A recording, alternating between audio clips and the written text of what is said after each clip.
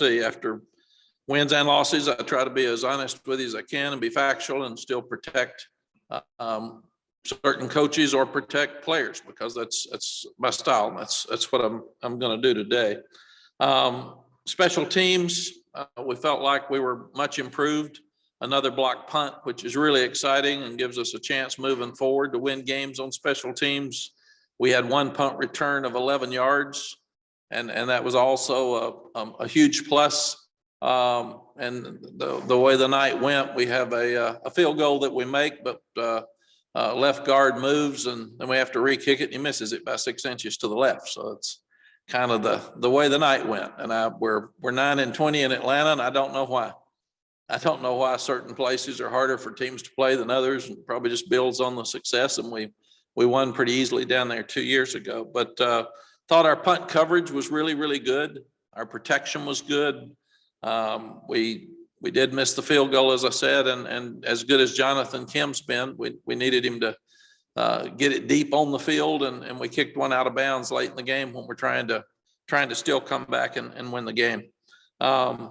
When you look at stats from since we've been here, we're 16-3 when we've outrushed the opponent. We're 1-9 when we do not. And obviously we did at Virginia Tech, but it was by a couple of yards. It was very, very similar. And then the other night, it wasn't close. Defensively, when you look at it, I've been around this long enough to at least state the facts with players. You after a game you lose, you think everybody played poorly, and they didn't. We had a lot of guys play really good. And the sad thing for them is that'll go unnoticed. And we had a lot of guys on defense, especially, that played hard and played by far their best game. Our interior linemen did a great job of controlling the line of scrimmage. The inside backers had a really good night, and the two corners did a great job. We had the one tremendous throw and catch on Kyler McMichael in the corner, but there were a lot of one-on-one situations, and those guys stepped up and got better with it. The thing that we did is we missed too many tackles. You normally have to miss 10 or less tackles to win a game, and we missed 13. And they've got two tremendous skill guys in Sims and Gibbs, and they're as good as anybody in the country, and we knew that. But three of the runs of the 130 yards rushing with Sims were mistakes or missed tackles, and we just can't do that. We've got to have fewer mistakes and do a better job of tackling. The defense did a tremendous job with sudden change and not pointing fingers at the offense, because I've never, in my coaching career, I've never seen the ball given to a team on their side of the field that many times. First time in 47 years that I've seen that happen. And we still had a chance to win the ball game. Defensively, the sad thing, the tough thing is we just had one sack and we still didn't force a turnover. So those are areas that we've got to do a better job. And they'd only had 6 explosive plays, but they were all critical plays during the game. And the fourth quarter, where we've normally been really, really good, we got outscored 18-8. And that's not who we are at all. I still thought at 14-27, as poorly as we had played, that we would still come back and win the game 28-27. And defensively, we just couldn't make the stops as the offense started getting better. Offensively, I think we had the 6th best output in school history last week. And I really felt like the offense felt too good about themselves, and Georgia Tech did a good job, hit us in the mouth, and we didn't respond very well. And that's disappointing, but it is what it is. And I was concerned about that last week. We're not at a point where we're consistent enough that we are playing each week because we just need to play, and individualizing each game and playing as hard as we can each week. But you can't have 63 yards rushing and a bunch of sacks and a bunch of turnovers and lose 63 yards and win any football games. Josh Downs and our tight ends played well, but offensively we were very inconsistent as a team and very disappointing. So again, give credit to Georgia Tech, because they're the ones that created and caused the stuff that happened to us. I also told the team and the offensive staff, I love for going for 4th and short. One time I went for a 4th and 1 at Arkansas on the -20 when we were at Texas, and we made it, because you should make 1 yard, and we didn't make it 3 straight plays. And that's totally unacceptable, and something that we have got to correct. And that's not just offensive line, that's backs, that's quarterback, that's everybody. So we botched it on 3 straight plays. Am I going to keep doing it? Gosh, I hope we get better enough that we can. We did it earlier in the game and made it without question at the same spot. So, and probably if you can't make a yard on 3 straight plays, you're not going to win the game anyway. So, but I put us in an awful position by allowing them to get the ball again on their end of the field. The other thing that bothers me, and I told the offensive staff this, the same problems I saw at Virginia Tech, I saw Saturday night. We've got to get them fixed, and we got to get them fixed now, because you can't continue to make the same mistakes. That's many years ago, Coach Bowden said, if it's not working, fix it, because if you keep doing the same stuff and it's not working, you're gonna get beat, and that's a huge mistake. So we've got to do better in that area. Duke's playing well. Their offense is playing at a very high level. I'll talk more about them on Wednesday, but David's done a tremendous job. This is an important game because it's a rival game, and when people get something that you play for, like the Victory Bell, it's very, very important to your university and your fan base. And that makes it very important to your players. And fans that go to church with fans at the other school, and they work with them, and they see them in the grocery store, don't want to hear bragging rights from the other end. And the last thing before I answer questions is I'm doing a better job of fixing things in my mind when they're not working and moving forward. And we've got to do that. A lot of people they'll stay angry about this game some the rest of their lives, a bunch for the rest of the week. We got to go back today and start preparing for Duke. So fix the mistakes that you made and move forward, because each game is important. And each game is different. Does this set us back for the progress in our program? Not really, but it really hurts us short time for this season. But I'm really excited about us going forward with the recruiting we're doing and the young players that are making plays. Jabari Ritzie was all over the field the other night, and as a true freshman, that doesn't happen very often. So a number of those guys are doing some really good things, and that's exciting for the future. Questions? Thank you, Coach. Please use the raised hand function if you have a question. And our first one will come today from Andrew Jones. Go ahead, Andrew. Hey, Coach, just a couple of minutes ago, you said that Georgia Tech punched your offense in the mouth and they didn't respond very well. Was it the offense as a whole? Was the guys up front? And regarding the guys up front, they've been around for a while. They're a very experienced group. How concerning is it that they didn't respond to that the way you would like? Well, Andrew, I just said some responded well and some didn't. You talk about a team, but you have to go back through each individual player. So it would be wrong for me to leave you the impression that nobody played well.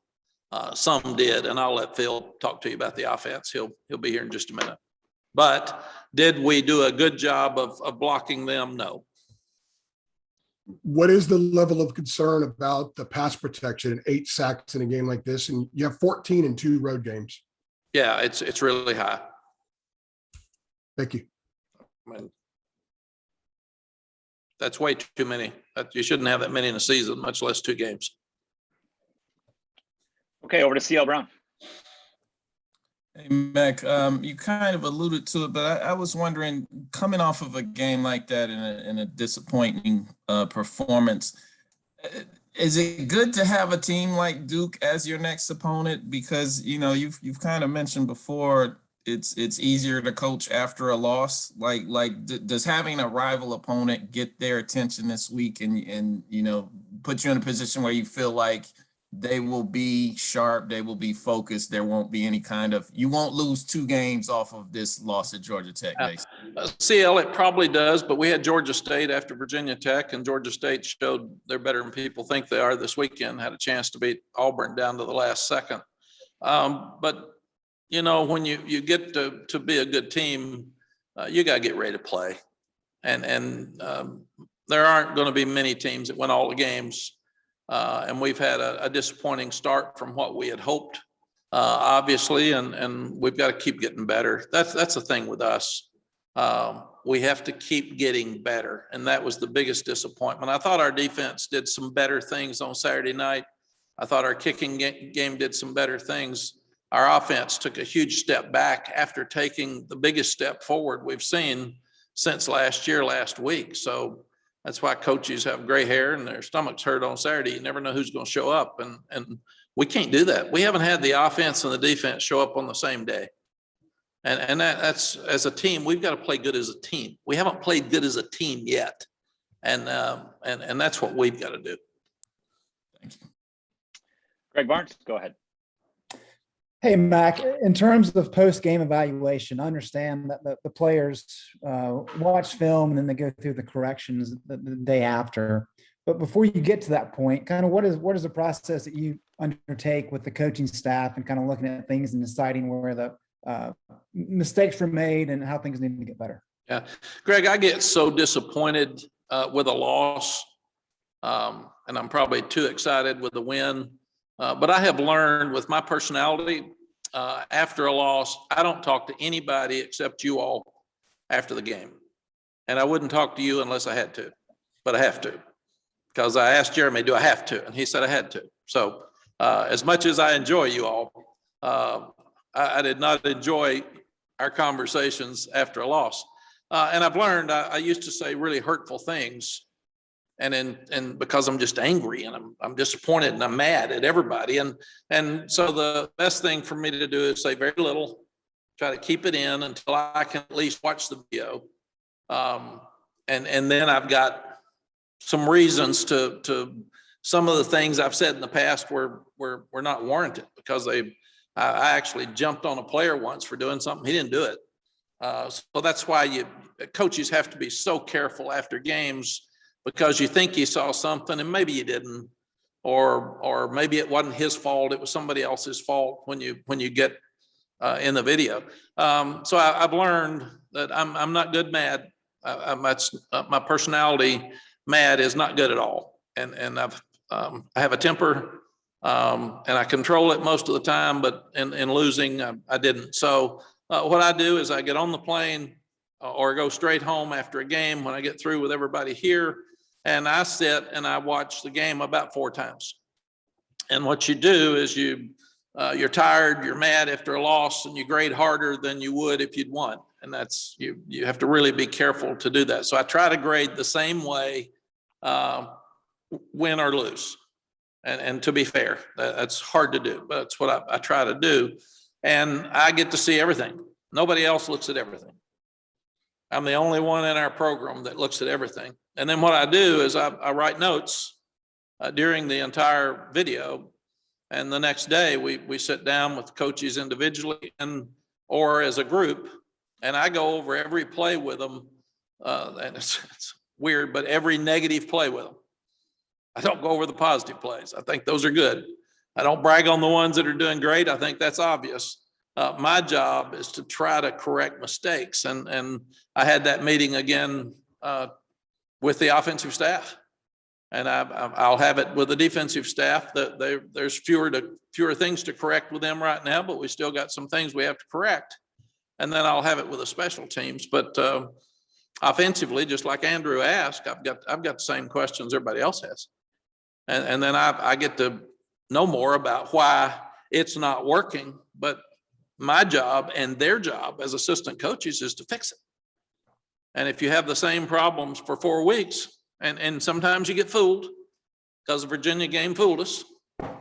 We thought a lot of things were fixed and then they really weren't. So we got to go back to look at it. How much of it's on the road? I don't know. I know the numbers say that we're not playing well on the road. I know when you look at Virginia and they're 15-3 at home and 6-20 since Bronco's been there on the road. We all know that it's harder to play on the road. I'm still not sure why good teams can play in a parking lot. So so I don't get into all that stuff. But we're not consistent enough as a team to be where we need it to be. Great, thank you. Thank you. Okay, Ross Martin, go ahead.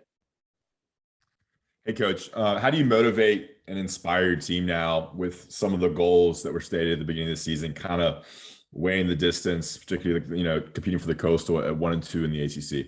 What's the strategy and some motivational techniques? Yeah, it's a good question. I motivate them to play because you love the game. And I've always told them, do the best that you can do. And then we'll end up going where we deserve. You don't get to go to the Orange Bowl in preseason because somebody said you're going to. That's just talk. So, and you better like what you've earned. Don't be griping about going to a bad bowl if you didn't play good. Facts. I mean, this stuff, it's real. And I really talk to them like I talk to you all. I told them yesterday exactly what I just told you. And they got in at 3:30 in the morning and they're tired and their kids and the staff's tired. And then you're on top of getting beaten down. It's like CL said, you got to pick them back up. And Duke helps that, but you got to get everybody picked back up. We actually didn't practice yesterday because everybody was worn out mentally and physically. So I could tell it. So I said, okay, go to your meetings and get things fixed and let's go back to work on Tuesday. Let's do that. But it's about you. In life, you get what you earn. And right now, we haven't earned very much. We haven't earned respect. We haven't earned a top 20 rating. We haven't earned possibilities of anything at the end. And each team gets what they earn. And that's the thing. And Coach Longo and Coach Bateman will try to do it with you today too. It's you're honest as you can be with the players in a group. And then if you've got somebody, Ross, that's really struggling, you bring him in individually. So you don't embarrass him in front of the group. And you always bring him in with his position coach. May even call his family and talk to them. And same thing with our fans. I come here and try to be as honest with you guys and the fans as I can possibly be with certain parameters that if it was my son, I wouldn't want someone talking like that about him. And to a certain degree, the same with the assistant coaches. It's my responsibility that they do what they're supposed to do. And if they're not doing it, it really comes back to me.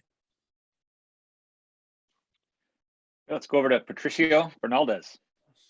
Okay, hey coach, I would like to know, so Duke ranks 8th in total yards per game in passing and 13th in rushing and leading the conference in that category. I would like to know if stopping the run is the key to holding that offense down. Yes, they are very balanced. They're as balanced as anyone in the country. Durant is the second leading rusher in the ACC. He's really, really talented.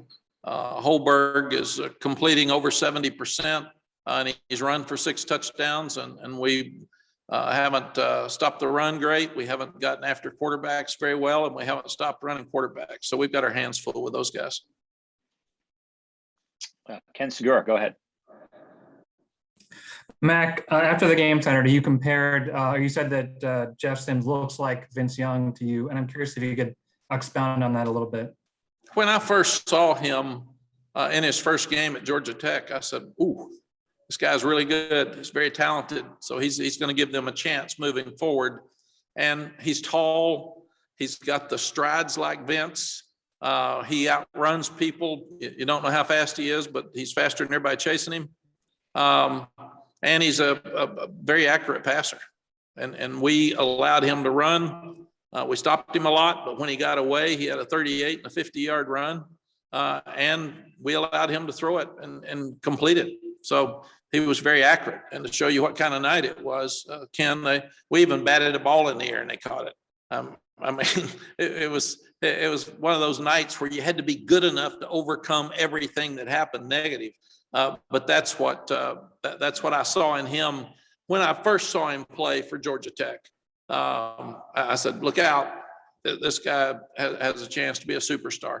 And I saw that Saturday night. Thank you. Okay, over to Adam Smith. Hey, Mac. When you're talking about fixing problems and being bothered by some of the ones that have keep reappearing, I guess. I mean, do you see it as a going back to the drawing board type situation, like an overhaul, something to that effect? Like what do you see in terms of actually going about fixing what you don't like the execution of it? Yeah. Adam, I hate excuses. I hate them. And to me, an excuse doesn't help you get better. So I like direct conversation, and we will take the sacks that we have had this year. We'll go back through every one of them, and we will write down exactly what happened in every one of them, and then fix it.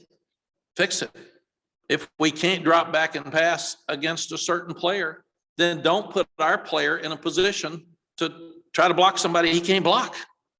Move the quarterback, chip him with the back, get the tight end involved. I mean, but don't just keep making the same mistakes. I hate that. And our seniors have been banged up. If they're struggling, help them. Get somebody else to help them. Change your schemes. But football is a very simple game to me. That's all I've done my whole life. People are very complicated. And getting all the people on the same page when things are not working in a very public and visible business is the key to our jobs. And that's what I've got to do. I've got to do a better job getting all of our coaches on the same page. The other thing is, we just talked about it. Duke has an identity offensively. We know what they're going to do. David has done a tremendous job. They're going to run the inside zone. They're going to run boots and nakeds. They're going to have play action. They got 4 of the 5 offensive linemen back from last year. They're really good skilled people. And that's why they're averaging 38 points a game. And they're one of the best offenses in the country. Right now, we don't have an identity. We did last year, the last 2 years. We don't right now. And we've got to get an identity on offense. We got to be good at something. And I mean consistently good. We looked as good as I've ever seen us look against Virginia. And that's the confusing thing with people. Why not this week? Why didn't repeat it? Now, Georgia Tech's better than people think they are, like Georgia State's better than people think they are, because Georgia Tech nearly beat Clemson with Yates. They had it down to a last second. So we're looking at a different Georgia Tech team than we all perceived in preseason. And then when you add Sims back to that team, they have a chance on offense as well. Would have been interesting to see Sims play against Clemson. But that's my job right now is try to take all the negatives and fix them. And there's some that are perceived that aren't really the issues. And then some that need to be fixed that'll help others. And again, Josh Downs plays great Saturday. He doesn't play good. He plays great. He won't get credit for that. When you're mentioning taking the notes on Sundays, or when you go and rewatch the video from the game, do you find yourself feeling the same things you felt during the game, or is it's sort of a different experience almost as you're watching it from another angle? Like, do you get angrier? Do you get happier? Like, what do you find yourself feeling when you're doing that in your rewatch? That's a great point. And what I've learned, Adam, is normally I feel better after I watch it because there's certain guys that played so hard and they played so good. I've never seen our defense play harder until they didn't. You know, and they played hard late. They made some mistakes, but the early first half, that we should have been so far out of the game. It was Florida State. I mean, it should have been a 31-7, and our defense played so hard. I didn't feel that during the game because I was too mad at the offense for turning it over. So really the feeling and the emotions go up and down, and that's why I watch it 4 times. And sometimes on the 4th time, I'll say, that I'm too harsh here. That's not fair. I'm mad at him. I'm mad at that group, but he played good. So I changed it. And that's why I watched 4 times. And I'll watch the TV copy. I'll watch the front end, the back end, the side angle, because I want to see every angle of every play that I can get. And part of that's for officiating as well. We give a report to the officials in the ACC every Sunday. And I want to make sure that we're sending them ones, if we question it. I don't want to be the guy that lost and sent 25 in because you're mad. I want us to be the staff that looks at the play and sends it based on what we felt. Thank you. Thank you, Adam. Okay, last one for Coach will come from JB Ricks. Good morning, Coach. Appreciate you taking out this time. I just have a generic question in regards to what the Duke-North Carolina rivalry means to you on the football field. And is there a little extra spice added this year, considering where both teams are at right now going into October, compared to where pundits expected these teams to be before the season began? Yeah. JB, I can't answer your second question because it's always important to me. So I guess your question would be for fans and media, is there a little more added but to me, you have to beat your rivals. And if you can't win your own state, how in the world can your fans or your team think they can win out of state? And it affects everything. It affects recruiting. It affects your fans. There's some reason that this was important enough that people got a prize for the winner. And we don't have another game with a prize. And I do know that David feels the same way. I mean, this game is very important. There was a scuffle with TCU and SMU after the game. That sounds like this weekend because they play for a skillet. Everybody wants that skillet. Everybody wants that victory bell. Then you paint it the way you want it. So whoever started that stirred this game up even more than just being a rival. They gave something else to play for. So there's great respect between the two programs. There's great respect with the players. I'm sure 8 miles apart, they hang out together some, but the game's very, very important. And it's important to me. It's important to our players. It's important to our university and our fan base, regardless of the records. Thanks, Coach. Thank you. Okay, Coach, that's for today. Thanks for your time. Thank you all.